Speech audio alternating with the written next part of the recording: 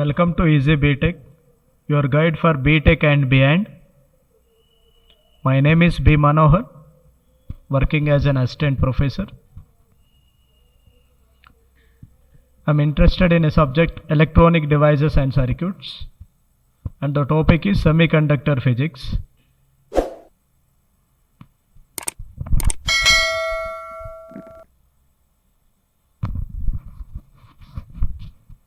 Students, we have vast applications in electronics, in telecommunications, and in signal processing. Electronic devices are widely used. We start semiconductors. Types of semiconductors. The today's topics is types of semiconductors. Types of semiconductors. Okay, in the previous session we have discussed what is a semiconductor, how the semiconductor energy band gaps are there, and how the silicon and germanium energy band gaps are decreases. Now you can see these semiconductors are classified two types: intrinsic semiconductor and intrinsic, and the second one is extrinsic semiconductor. Extrinsic semiconductor. This is an extrinsic semiconductor.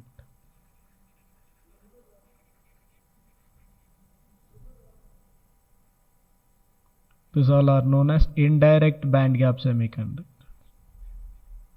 Indirect band gap.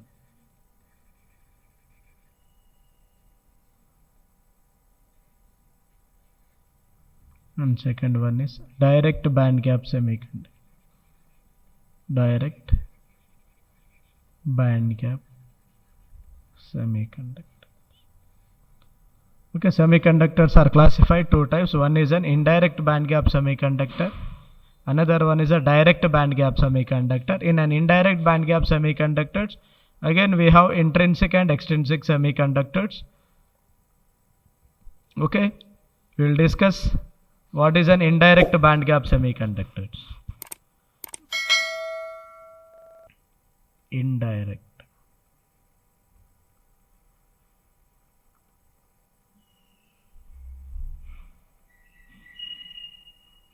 Indirect band gap semiconductors is nothing but examples of indirect band gap semiconductors are silicon and germanium. These two elements are known as indirect band gap semiconductors. In an indirect band gap semiconductors, both we will say this is a conduction band and it is a valency band.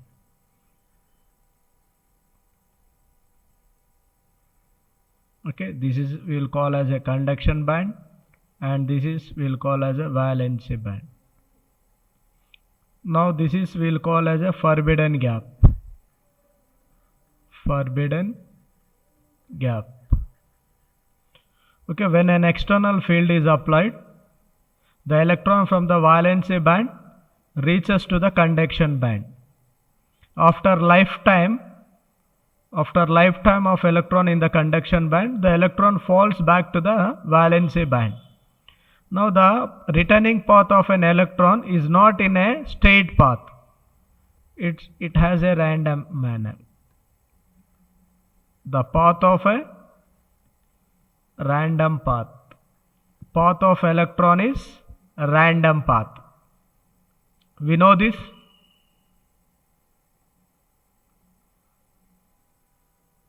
This we will call as minima,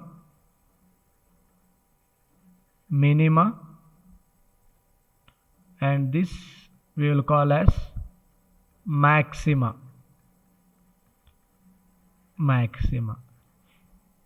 Okay, students, you can clearly understand here.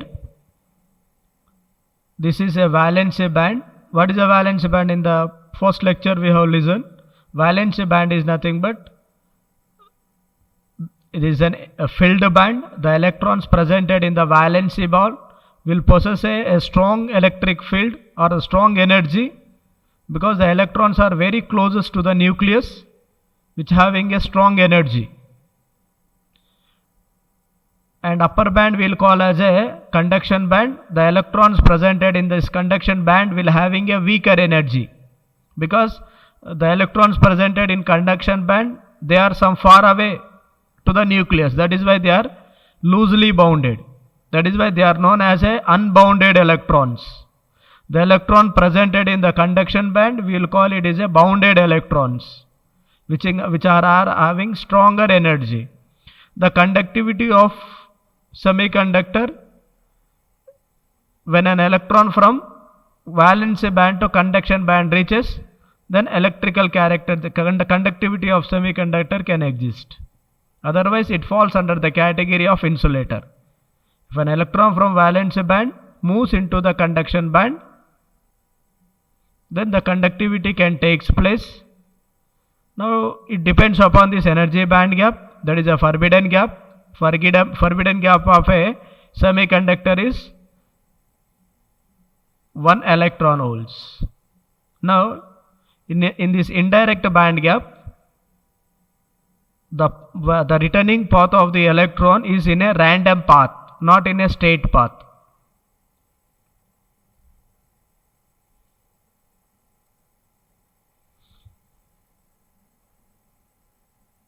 Now if you see in the direct band gap, in the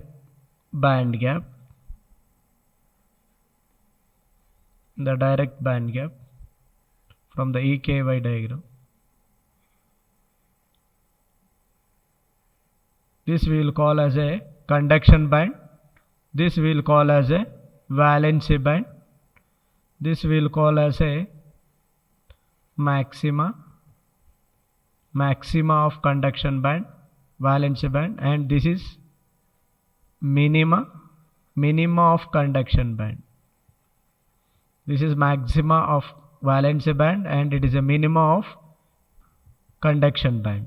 Now when an external voltage is applied, electron from the valency band reaches to the conduction band.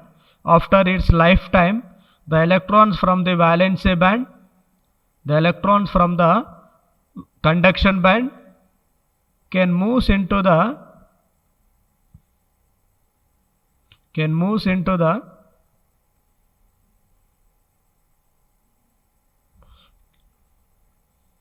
okay, after its lifetime, the electrons in the conduction band moves in a straight path. It means the traveling path of the electron is a straight path from the conduction band of minima to valency band of maxima. The path traveling in a straight path. When an electrons are falling from conduction band to valency band, it start radiating energy.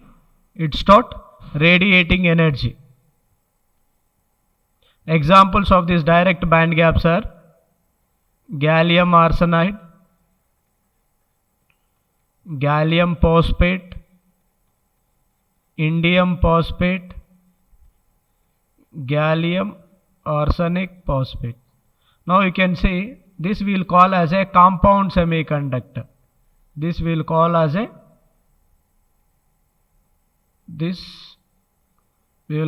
a compound semiconductors.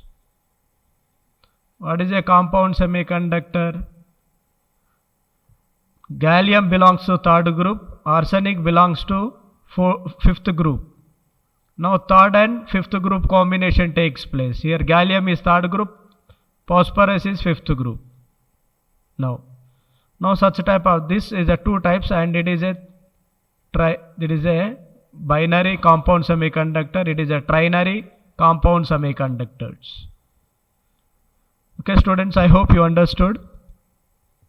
In a direct band gap semiconductors, the traveling path of electron from conduction band to valency band is in a straight path, whereas in the case of indirect band gap semiconductor, the traveling path of electrons is in a random path.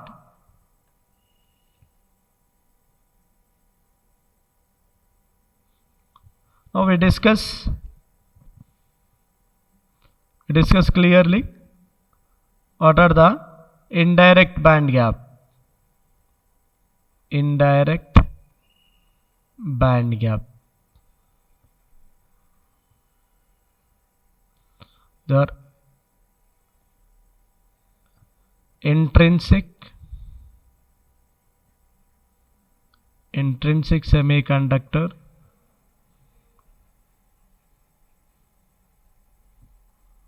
and extrinsic semiconductor.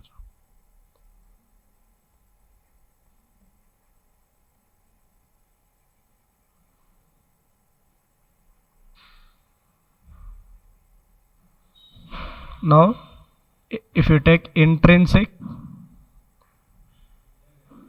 semiconductor, in an intrinsic semiconductor, we can call these are pure form of semiconductor. It is a pure semiconductor which are belong to fourth group elements.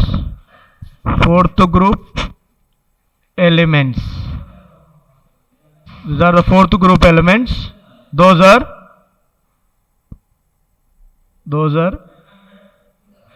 carbon, silicon, germanium, phosphorus and tin. This lead and tin. Now here carbon has an insulator property.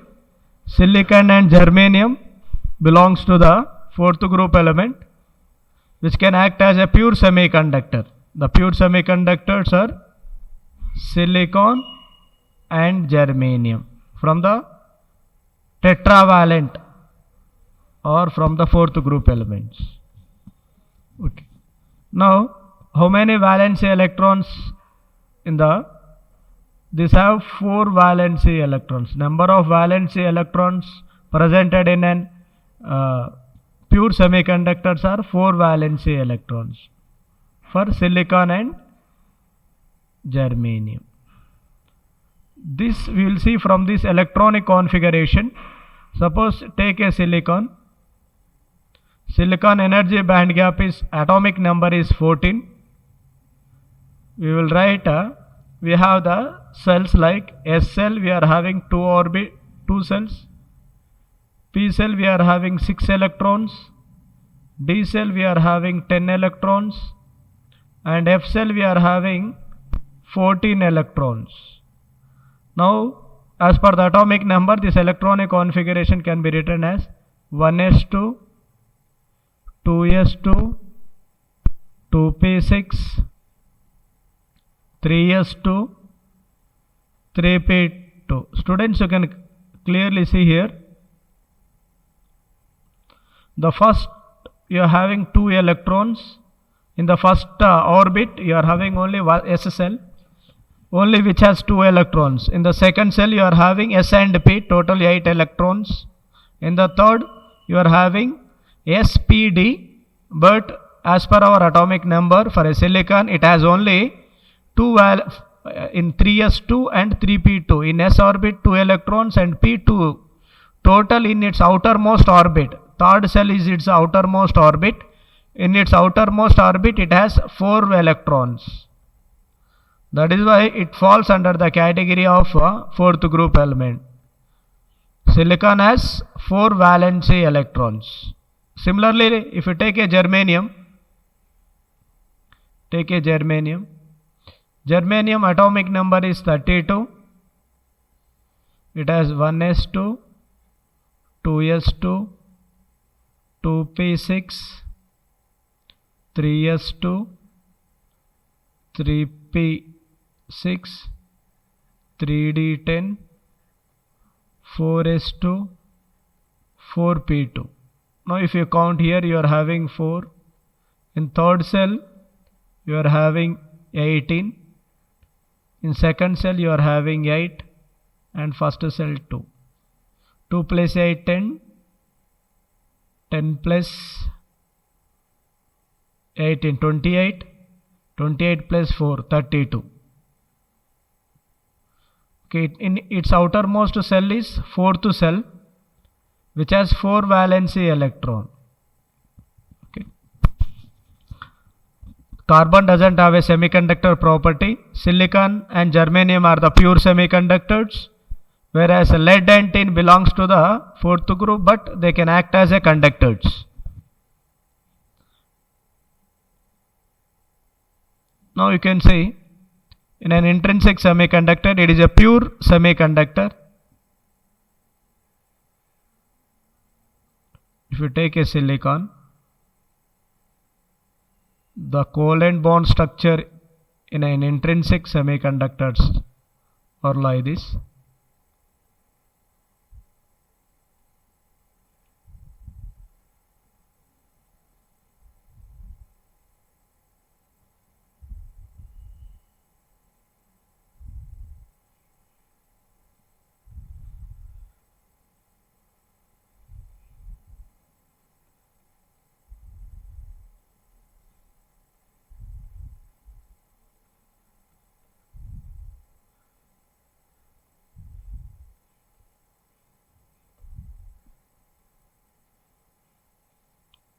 See here, this is a covalent bond structure.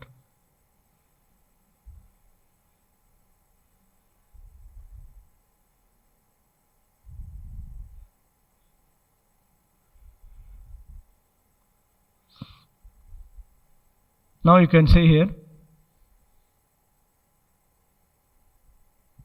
silicon is a 4 valency electrons. All silicon atom has 4 valency electrons.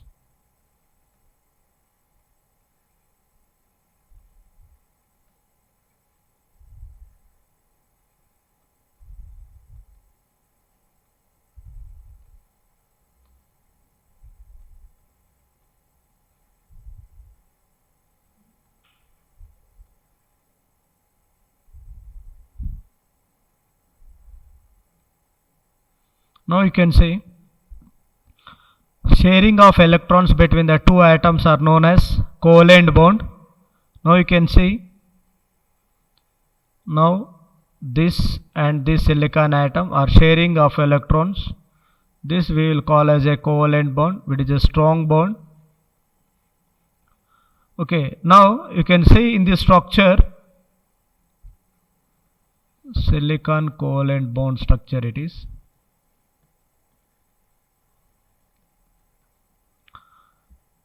Now you can say all these completely pair, this covalent bond, this covalent bond, this covalent bond, this all band is completely filled.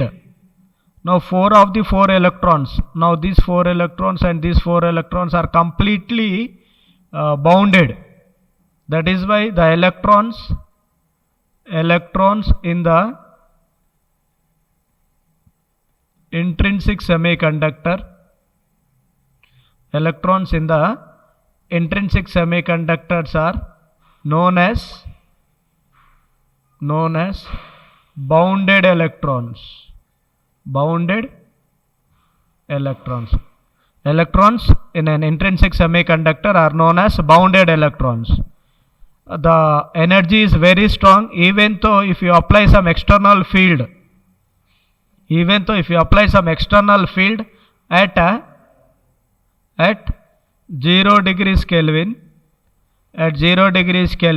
if you apply some external field, this covalent bond cannot be breakable. And there is no movement of an electron, never moves into the free band or free space. This is a forbidden gap or free space. Now no electron can become a free electron, and conductivity is not possible in an intrinsic semiconductor at 0 degrees Kelvin. Okay students, I hope you understood. At 0 degrees Kelvin, due to a strong covalent bond exists, This semiconductor structure of a covalent bond can act as a insulator or a bounded electrons within the covalent bond. That is why this intrinsic semiconductor at 0 degrees Kelvin can act as a insulators. But the conductivity of intrinsic semiconductor can exist at a various temperature. That is, at 300 Kelvin at room temperature, what happens? Due to this temperature increase, what happens? Due to temperature increase, this covalent bond whatever the covalent bond is there, this covalent bond can break up, and this electron can become a free electron. This electron presented in the covalent bond can become a free electron. Due to these free electrons, it starts a conductivity. Okay. The students, you can remember the point here.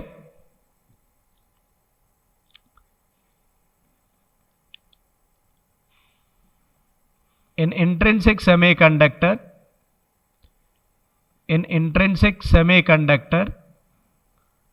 at 0 degrees Kelvin, it can act as insulator due to strongly bounded electrons in the covalent bond.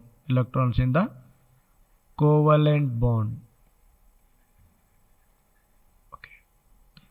As temperature increases, that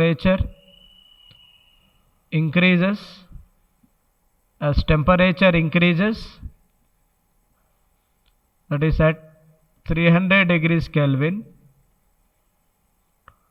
covalent bond will break. Covalent bond breaks. Electrons are becoming free electron, which leads for conductivity.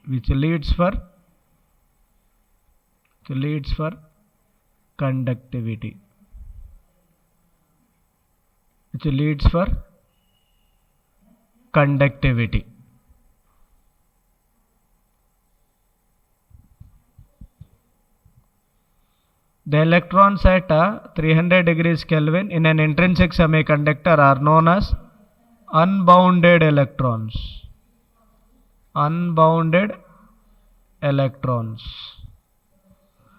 Okay, students, you understood about intrinsic semiconductor.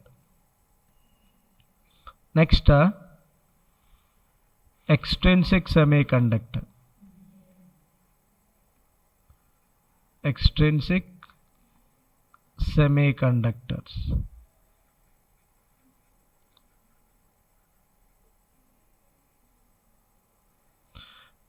Extrinsic semiconductors are known as impure semiconductor.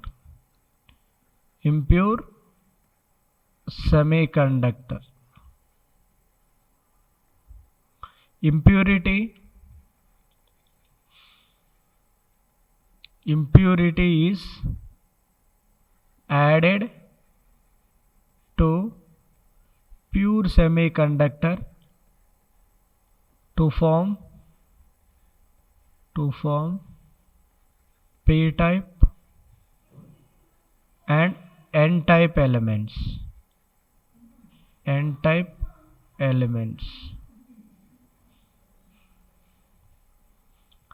Okay. Now, when see here, third group, boron, aluminium, gallium, and the fourth group elements are, carbon doesn't have the semiconductor property. we are using is silicon and germanium. And fifth groups are phosphorus, arsenic, antimony. You have nitrogen and bismuth. They are not used in the construction of n-type. Okay. When boron impurity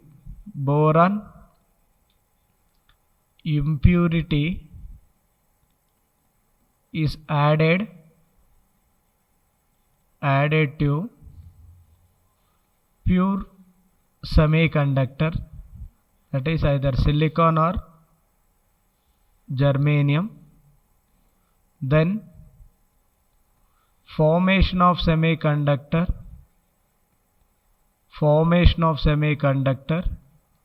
is known as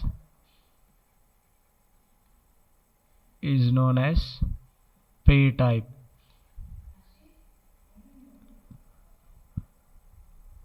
Okay. The doping concentration you can see, when one boron impurity is added to 10 power 3, then we will call it is a heavily doped. One impurity atom for 10 power 6 to 8, this is known as moderate doped. When one impurity for 10 power 8 to 11 is known as lightly doped. Now the doping material, 1 part in 10 power 3 heavily doped, moderate doped, lightly doped. Now when one boron atom for the formation of a p-type semiconductor, one boron impurity added to 10 power 3, it is a heavily doped, and for this the examples of tunnel diode. Tunnel diode is an example for a heavily doped material. For a moderate doped material, we will write Zener diode. One boron impurity added to for this structure, and one impurity atom 10 power 8 to 11. This we will call is an ordinary diode, that is PN junction diode. This is PN junction diode. This is a types of doping level of the semiconductor.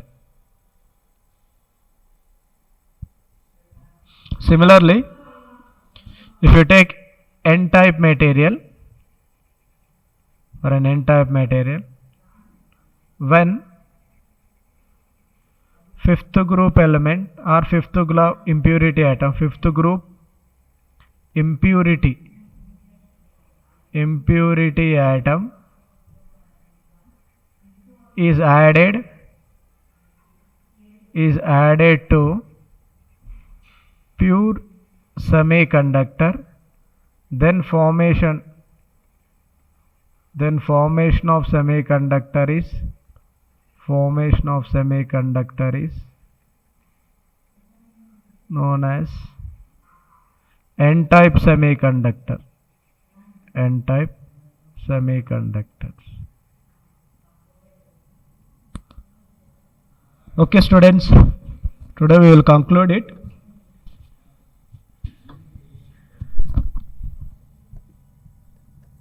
This is a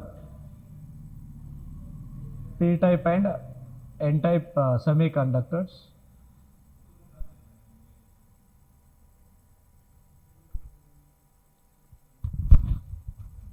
Welcome to Easy BTech, guide for BTech and beyond.